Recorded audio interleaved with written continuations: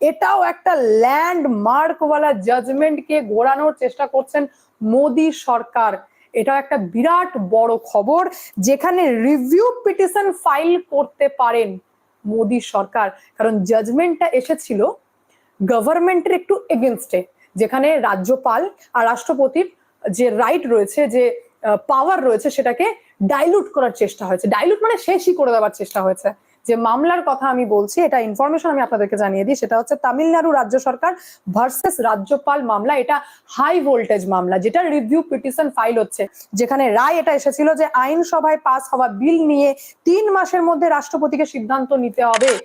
এই মামলাতেই কেন্দ্র সরকার যাচ্ছেন রিভিউ পিটিশন ফাইল করতে, যে একটু থেমে, বেশি হচ্ছে, আমাদেরও পাওয়ার আছে, সরকারে আমরাই আছি, তো একটুখানি ভাবতে হবে ডিসিশন দেওয়ার আগে। দুমদাম রাষ্ট্রপতি আর রাজ্যপালের পাওয়ারকে কমিয়ে দিলে চলবে না, কারণ কনস্টিটিউশন যেমন সুপ্রিম কোর্টকে রাইট দিচ্ছে, সেরকম আমারও রাইট আছে, একটু বুঝে নিতে হবে, কনফ্লিক্ট করলে চলবে না, সাবধান।